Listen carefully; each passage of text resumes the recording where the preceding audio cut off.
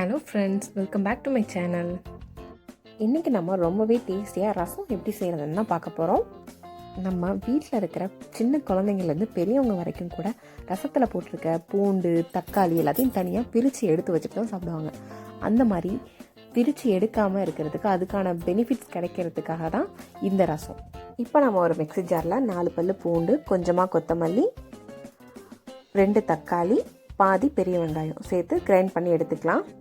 ஒரு எலுமிச்சப்பழ அளவு புளி ஊற வச்சு கரைச்சி எடுத்திருக்கேன்.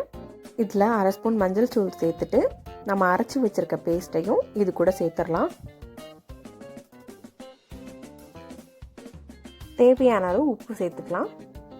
இப்போ ஒரு பாத்திரம் ஹீட் பண்ணிவிட்டு 1 ஸ்பூன் எண்ணெய் ஊற்றிட்டு கடுகு, உளுத்தம்பருப்பு, காஞ்ச மிளகா, கருவேப்பிலை, வெங்காயம், பூண்டு கொஞ்சம் தட்டி சேர்த்து அதை நல்லா வதக்கிக்கலாம். 1/4 ஸ்பூன் மிளகாய்த்தூள், 1/2 ஸ்பூன் சீரகத்தூள், 1/2 ஸ்பூன் மிளகுத்தூள் சேர்த்து அதையும் நல்லா கிளறிட்டு 1/2 ஸ்பூன் பெருங்காயத்தூள் சேர்த்து அதையும் கிளறிக்கலாம்.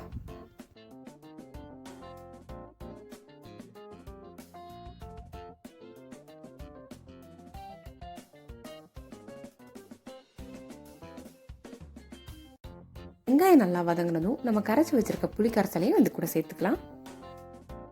ரொம்ப இம்பார்ட்டன்ட், நம்ம சேனலை சப்ஸ்கிரைப் பண்ண மறந்துடாதீங்க. உங்கள் ஃப்ரெண்ட்ஸ் அண்ட் ஃபேமிலிக்கும் ஷேர் பண்ணுங்கள், அவங்களையும் சப்ஸ்கிரைப் பண்ண சொல்லுங்கள்.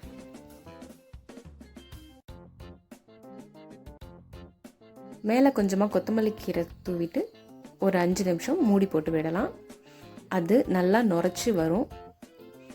அதில் பொங்கி வரும்போதே ஸ்டவ் ஆஃப் பண்ணிட வேண்டியது தான்.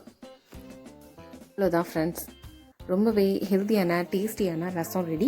இனிமேல் உங்கள் குட்டீஸ் யாரும் பூண்டு வேணாம், தக்காளி வேணான்னு எடுத்து வெளியில் வைக்கவே முடியாது. இனிமேல் கண்டிப்பாக இது மாதிரி செஞ்சு கொடுங்க ஃப்ரெண்ட்ஸ். செஞ்சு பார்த்துட்டு எப்படி இருந்துச்சுன்னு எனக்கு கமெண்ட் பண்ணுங்கள்.